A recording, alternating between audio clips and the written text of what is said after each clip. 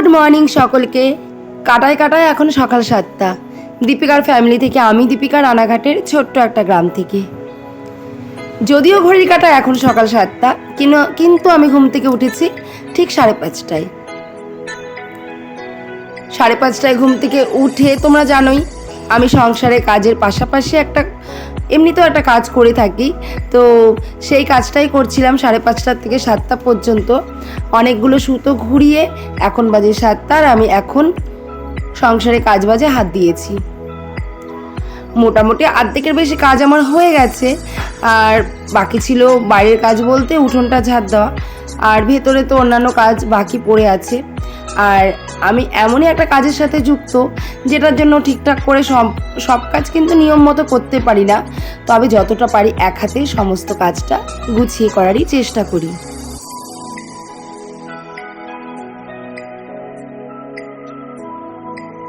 ওইদিকে মেয়ে আবার চলে যাবে পড়তে। ওকে বললাম বারবার যে রুটি বানিয়ে দিই, টিফিন নিয়ে যা, কিছুতেই রাজি হয় না, কেন জানি না। তো যাই হোক, টিফিনটা নিয়ে গেলে হয়তো ভালো হতো, কারণ এখন বাজে 7টা, 7:30টার থেকে পড়া, বাড়িতে আস্তে আস্তে বেজে যাবে 12:30 বা 1টা। এতটাক্ষণ মানে পুরোটাই না খেয়ে থাকা।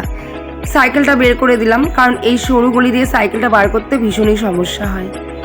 ওর বাবাকে বললাম পরোটা টাকা দিয়ে দিল, পরোটা খেয়ে পড়তে বসে যাবে আবার। তো ও চলে গেল পড়তে। এই ফাঁকে দেখো আমি দাঁতটাও ব্রাশ করে নেব। তো আমি এখন দাঁতটা ব্রাশ করে নিচ্ছি, আর ওইদিকে মোটামুটি আমার সমস্ত কাজকর্ম হয়েই গেছে। মোটামুটি বলতে প্রায় হয়েই গেছে, শুধু বিছানাটা তোলা বাকি আছে। আর গোপাল তো আমি জাগাবো না, একটু সমস্যা আছে, তো অন্বেষায় এই কয়দিন গোপালটা জাগিয়ে দেবে। আর সবথেকে বড় কাজ যেটা আছে সকালবেলা তোমার দাদাভাইয়ের চা বানানো, আর ওইটা বানিয়ে দিলে পুরো সকালটাই যেন আমি একদম ফ্রি হয়ে যাই, কারণ ওই জিনিসটা একদম সবথেকে বড় চাপের। অন্বেষা পড়তে চলে গেছে, বাবু পড়তে বসেছে, আর আমারও ব্রাশ হয়ে গেছে, বাসি কাজও কিন্তু হয়ে গেছে।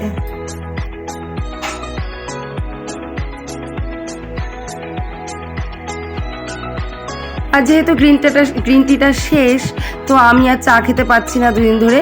তো মিষ্টি চাই, তোমার দাদাভাইকে একটু বানিয়ে দিলাম 1 কাপ, ওদের জন্য আর কি, ওর জন্যই শুধু 1 কাপ বানিয়ে দিলাম। আর একটু অল্প করে চানাচুর দিয়ে মুড়ি মেখে দেবো। আর সকালবেলা তো ওই চানাচুর মুড়ি আমিও 2-1 গাল খাবো, কারণ ওই মানে এত ভোরবেলা উঠে কাজ করতে করতে না প্রচণ্ড একটু খিদেও পেয়ে যায়। আর যেহেতু নিরামিষ চলছে আমাদের, আজকের থেকে নিরামিষ চলবে 4 দিন, তো ডিম সেদ্ধ এসব কিছুই খাবো না, তাই কয়েকটা মুড়ি আমি খেয়ে নেব।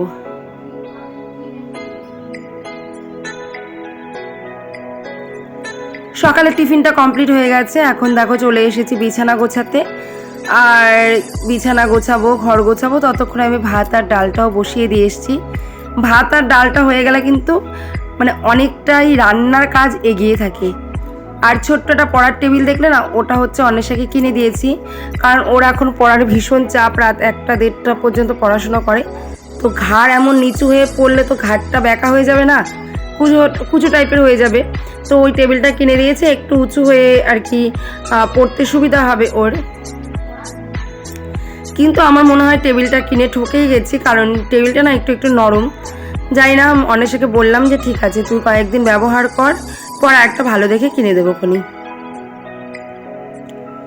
বিছানা তুলে, বিছানা ঝেড়ে, বিছানাটা পরিষ্কার করে নিয়েছি।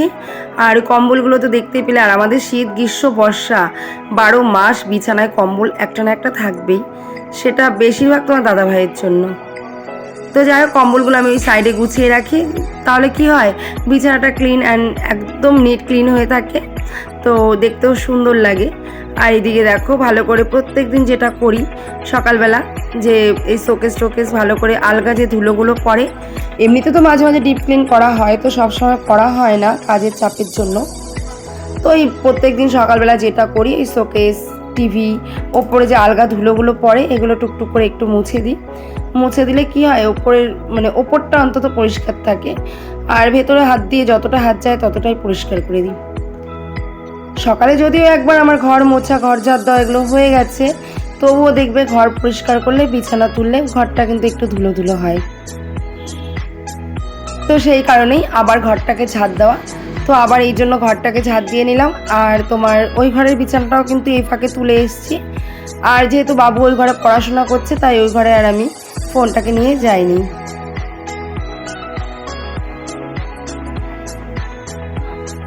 আর এই ফাঁকে একবার দেখে এসেছিলাম ভাত আর ডালটা। আমার ভাত আর ডালটা হয়ে গেছে, আমি ভাতটা উপর করে দিয়ে এসেছি, ডালটাকেও নামিয়ে দিয়ে কড়াইটাকে চাপিয়ে দিয়ে এসেছি। আর যেহেতু নিরামিষ, তো নিরামিষে আর কি রান্না করবো, আজকে উচ্ছে দিয়ে মুগ ডাল করব। তাই উচ্ছেগুলোকে দেখো ভেজে নিচ্ছি, মুগ ডালটা সেদ্ধ হয়ে গেছে। আর এই মশলার কৌটোটা কিনে বেশ উপকার হয়েছে, কারণ একটা কৌটোর মধ্যে সমস্ত কিছু থাকছে, আমাকে মানে অনেকগুলো কৌটো নিয়ে আর টানাটানি নাড়াচাড়া করতে হচ্ছে না।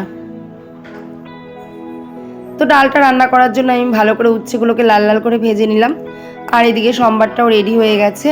সম্বারে দিয়েছিলাম তেজপাতা, শুকনো লঙ্কা, রাঁধুনি আর পাঁচফোড়ন আর অল্প সামান্য কালো সর্ষে এই দিয়েছিলাম, আর একটু গ্রেটারে আদা গ্রেট করে দিয়েছিলাম। ডালটাও দেখো এদিকে সম্বার দেওয়া হয়ে গেছে। ডালটা ফুটে গেলেই কিন্তু আমি এবার ডালটাকে নামিয়ে নেব।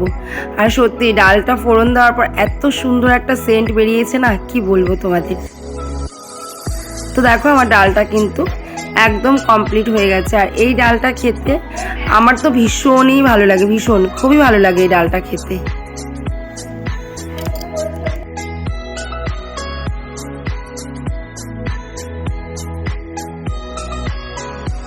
এদিকে ডাল হতে হতে আমার আলু আর ভেন্ডি ভাজাটাও হয়ে গেছে।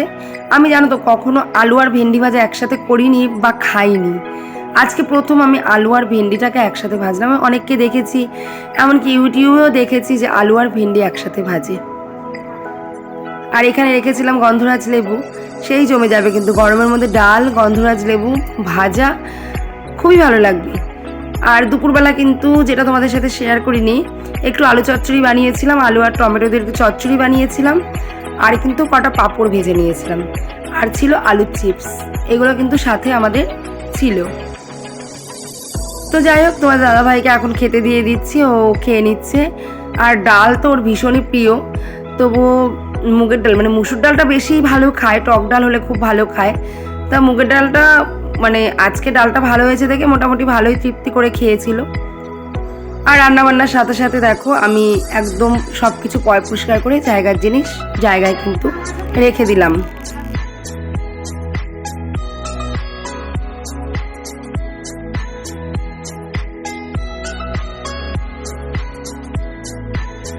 সবার জন্য তো রান্না করে নিলাম আর সবাইকে খাইয়েও দিলাম, নিজের কথাটা তো ভুলে গেলে চলবে না, কারণ আমাকে সকাল 5টা, 5:30 থেকে রাত 11টা পর্যন্ত ননস্টপ কাজ করে যেতে হয়। তার জন্য নিজের পেটেও তো কিছু দিতে হবে না বলো। তো নিজের জন্য দেখো রুটি বানিয়ে নিলাম। আর এখানে 3টে আটার রুটি মেখেছি, তার কারণ হচ্ছে আমি রাত্রে 2টো খাবো আর সকালে 1টা খাবো, এই মোট 3টে রুটি বানিয়ে নিলাম। তার কারণ হচ্ছে আজকে অনেকটা বেশি চাল নেওয়া হয়েছে, রাত্রেবেলা জল ভাত খাবে সবাই, তো আমি তো ভাত খাবো না, এই জন্য আমার জন্য 2টো রুটি আমি আগে ভাগেই বানিয়ে রাখলাম। আবার কে একার জন্য রুটি বানায় বলো, একার জন্য কিছু করতে গেলেই বিরক্তি, আর সেটা যদি হয় নিজের জন্য তাহলে তো আরও বিরক্তি। তো কিছু ডাল ভিজিয়ে রাখলাম, রাত্রেবেলা ওই জল ভাত দিয়ে ডালের বড়া করে খাওয়া হবে।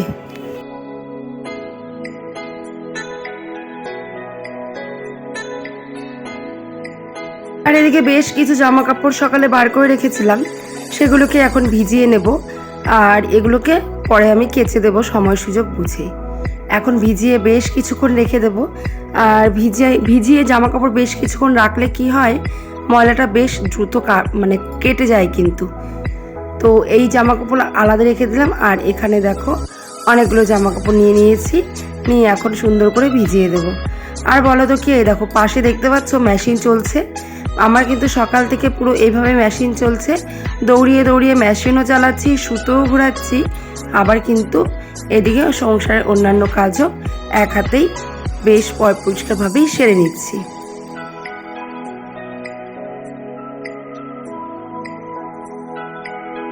আর আমি কেন এত পরিশ্রম করি এটা যদি জানতে চাও তাহলে তোমরা কমেন্ট করে বলো, অবশ্যই তোমাদের সব প্রশ্নের আমি উত্তর দেব। তো যাই হোক, জামা কাপড়গুলো ভিজিয়ে অনেকক্ষণ কাজ করছিলাম, করার পর স্নান করে নিয়েছি। আর একটু খেয়াল করে দেখতে পাবে যে উঠোনটাও কিন্তু আজকে একটু লেপেছি, গোবর এনেছিলাম, তার সাথে সাথে পায়খানা বাথরুম এগুলো সব পরিষ্কার করে নিয়েছিলাম, করে তারপরে মাথায় শ্যাম্পু করে জামা কাপড় কেচে তারপরে কিন্তু আমি স্নানটাও সেরে নিয়েছিলাম। আর এখন দেখো জামা কাপড়গুলো মেলে দিচ্ছি। আর সত্যি কথা বলতে এই সকাল 5টার থেকে রাত 10টা পর্যন্ত সমস্ত কাজ কিন্তু আমি এক হাতেই সারি। আর সমস্ত কাজই কিন্তু আমি কারোর ওপর ভরসা না করেই নিজে নিজে একা একাই কিন্তু করতে থাকি। কারণ কারোর উপরে ভরসা করাটা একটা বোকামি। যতক্ষণ আমি কারোর উপরে ভরসা করে কারোর জন্য কারোর আশা কাজটা ফেলে রাখবো, ততক্ষণ কিন্তু কাজটা পরিষ্কার করে আমার নিজেরই হয়ে যাবে। তাই আমি কখনোই কোনো কাজের জন্য কারোর উপরে ভরসা করি না। নিজের কাজ যতটা পারি নিজেই করার চেষ্টা করি। যতক্ষণে কাউকে বলবো ততক্ষণে নিজেকে করে নেব। তো দেখতেই পাচ্ছ আমার ড্রেসটা একটু অন্যরকম। তার কারণ হচ্ছে এই ড্রেসটা পরে আমি বিকেলবেলা একটু ইভিনিং ওয়ার্ক, মানে সকালে এখন আর হাঁটতে যাচ্ছি না বলে বিকেলে একটু হাঁটলাম, তারপরে একটু বাড়িতেই ওয়ার্কআউট করলাম, করে এখন বাবুকে কিছু অঙ্ক দেখিয়ে দিচ্ছি, একটু পড়াচ্ছিলাম। আর বাবু চুরমুর এনেছিল, সেটা খাচ্ছিলাম, আর অন্বেষাকেও ডেকে একটু চুরমুর খাইয়ে দিলাম। এই তো এইটুকুই সামান্য একটু সময় যেটুকু সন্তানদের পাশে বসে তাদের সাথে একটু কথা বলতে পারি। আর আমিও ব্যস্ত, মেয়েও সারাদিন রাত মানে পড়তে চলে যায়, এই তো ব্যস্ততার মধ্যেই কেটে যাচ্ছে।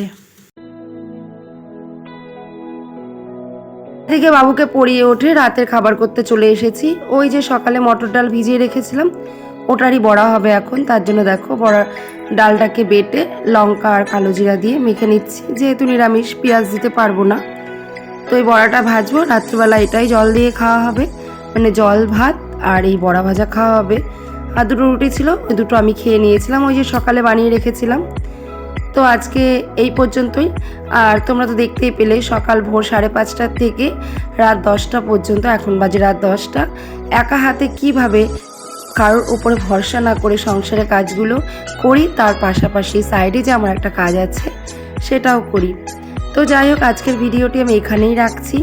যদি ভালো লেগে থাকে কিছু তাহলে প্লিজ লাইক করে দিও, একটা কমেন্ট করো। যারা নতুন বন্ধু আছো তারা চ্যানেলটাকে সাবস্ক্রাইব করে আমার এই ছোট্ট পরিবারটার পাশে থেকো, যাতে এই ছোট্ট পরিবারটাও একদিন অনেকটা বড় হতে পারে তোমাদের ভালোবাসা এবং আশীর্বাদে।